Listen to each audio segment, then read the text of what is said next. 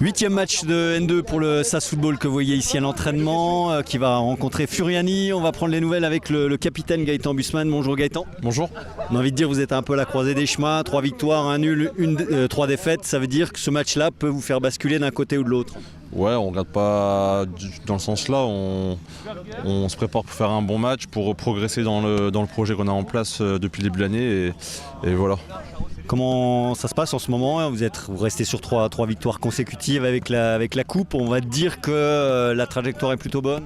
Ouais, ça entretient le moral aussi à l'entraînement. Il y a une bonne ambiance et c'est très important de gagner. Et c'est ça qui entretient aussi les victoires. Qu'est-ce que vous pensez de votre début de saison plus généralement? De toute façon, on peut toujours mieux faire. Après, on est dans un nouveau processus où il y a les jeunes, les plus anciens. On doit faire un mix des deux et un nouveau projet de jeu. Donc ça prend du temps et voilà. Il faut qu'on prenne le temps aussi de ne pas sauter les étapes pour faire une bonne saison et aussi pour voir plus loin, pour voir sur les 2-3 ans. C'est que par le travail qu'on peut progresser et c'est un championnat très difficile, National 2. Pour moi, c'est un des championnats les plus difficiles où j'ai pu jouer parce qu'il y a beaucoup d'intensité, plus de duels et des équipes regroupées. Donc, et on est attendu partout parce qu'on est descendu national et c'est beaucoup de travail et aussi il faut rester humble, c'est ça le plus important. Tout dernier mot sur l'adversaire, une bonne équipe de Furiani qui a un match en moins mais qui fait partie des bons calibres.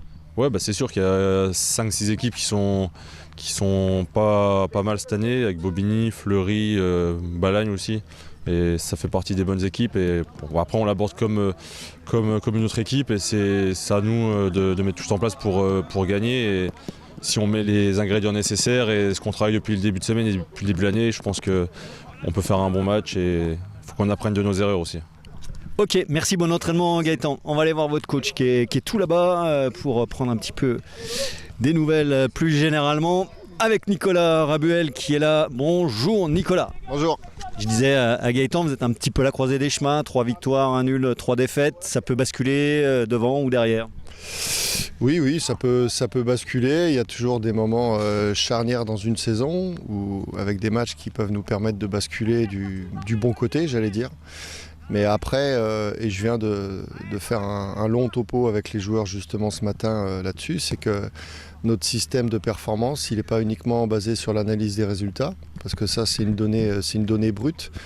On analyse en profondeur tout ce qui se passe avant, tous les éléments qu'on met en place au quotidien, justement pour que individuellement les joueurs performent, collectivement l'équipe performe, et seulement après ça nous amènera les résultats. Et vous restez sur 3 victoires consécutives avec 2 tours de coupe, c'est toujours bon à prendre, il y a une dynamique. Oui, toutes les victoires sont bonnes à prendre. Vous savez, même un jeu ou un jeu réduit ou une conservation gagnée à l'entraînement, ça amène de bonnes vitamines. La coupe nous a permis ça, le match à Aubervilliers nous a permis ça aussi, donc la dynamique est bonne avec 3 victoires consécutives. Faut l'entretenir.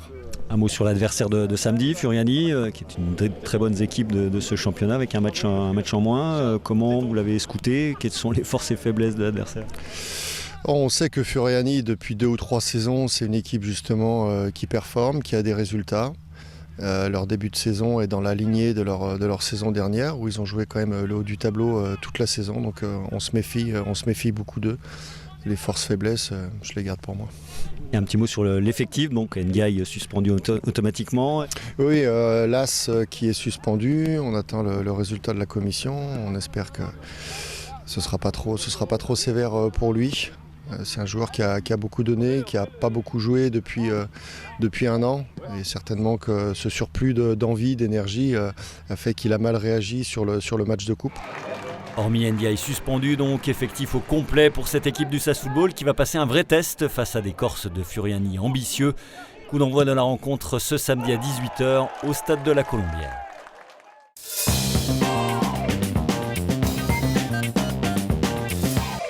Dans le reste de l'actualité sportive du volleyball, avec la 3e journée d'élite masculine pour Épinal Golbet. Après la blessure de Taneo Urno en ouverture du championnat fin septembre, c'est en rang serré à 10 joueurs que les hommes de François Merel vont devoir poursuivre la saison.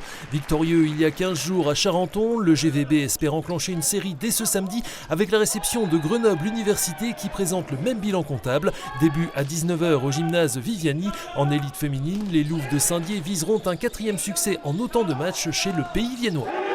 faut se donner une meuf là, il faut jouer un temps fort. Également leader de leur championnat de National 2 et invaincus en ce début de saison, toutes compétitions confondues, les filles d'Épinal Handball espèrent bien poursuivre sur cette belle dynamique malgré là encore un groupe restreint et accueilleront ce samedi soir la réserve de l'entente Mulhouse-Kingersheim, avant-dernière de cette poule. Coup d'envoi à 20h30 au Palais des Sports Émilie Wolf. Enfin, il y aura également du BMX au programme avec ce samedi à Golbey, la 4e et dernière manche du trophée Grand Est toute catégorie. 150 pilotes sont inscrits et attendus sur le terrain du cycle golbéen à la Haie-le-Doyen. Début de la compétition vers 14h, finale à 16h, podium à 17h30.